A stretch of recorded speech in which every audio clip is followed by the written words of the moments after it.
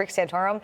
Mr. Doom and Gloom or not Mr. Doom and Gloom? So give us the not doom and gloom. What could be a positive from what we saw last night? Well, first off, what happened last night is completely predictable. I mean, it's an off-year election after a presidential election where the Republican wins.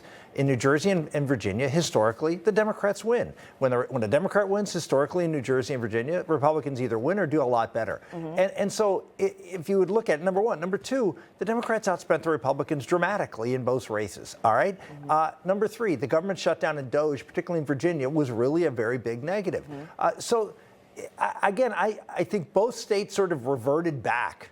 And here's the other thing, and this is, I think this is a concern for Republicans, and Trump even mentioned it last night. He wasn't on the ballot. If you look at the election since Donald Trump became the leader of the Republican Party in 2016, anytime Trump isn't on the ballot, during the Trump tenure here, both in and out of office, he was still the leader of the party, Republicans don't do well. They do well when his voters come out. They don't do well when a lot of the sort of the irregular voters don't come out. But here's the good news. I'll say one good news. Zohran Mamdani came out last night, and the first thing that came out of his mouth was a quote. I don't know if you remember this. He quoted Eugene Debs. Now, most viewers don't know who Eugene Debs is. Eugene Debs was the founder of the American Socialist Party. He ran the first 5 times at the Socialist Party put a candidate up for president was Eugene Debs. Eugene Debs was in prison during World War I for sedition. Eugene Debs initially was a big supporter of the communist revolution in Russia. Now he's since recanted once all bodies started showing up. But the bottom line is, this was the founder of the radical socialist movement in America. And this is the guy he quoted. This is who he is. He is not anything but a radical socialist, and that's now the face of the Democratic Party. And number one. Number two, AOC now is ascended.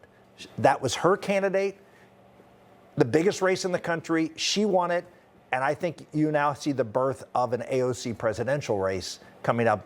She's not going to run against Schumer. She's going to run for the big chair. And I don't think that's bad news for Republicans either. Now, you and I have talked a lot about this, Rick. I firmly believe that we would not have gotten Reagan if it weren't for Carter. Correct. We would not have gotten Trump 2.0 if Biden hadn't been a disaster. No question about it. So, Mamdani, I'm not going to say as much with Spanberger and or the new guy, Mikey Sherrill. But Mamdani could be the Biden Carter that gives us something even better on the other side. Republicans are going to be running against Zohran Mamdani, and for every reason, because he is AOC's candidate. He is the future of the Democratic Party. He is, and here's what I would ask. I would ask a Democrat coming onto the show, or I'd ask any reporter that. Tell me where you disagree with Zohran Mamdani. What issues do you disagree with? Do you disagree with all his moral and cultural issues? They'll say no. They agree with him on every issue when it comes to moral and culture. Do you agree with him on national security? Most of them will agree with him on national security. Look at the left in America, how anti-Semitic they are and anti-Zionist they are. If you go through the list of all the things that Mamdani is for, he is not far. I'd say 90% of the issues that he's out there articulating, Democrats agree with universally throughout the country.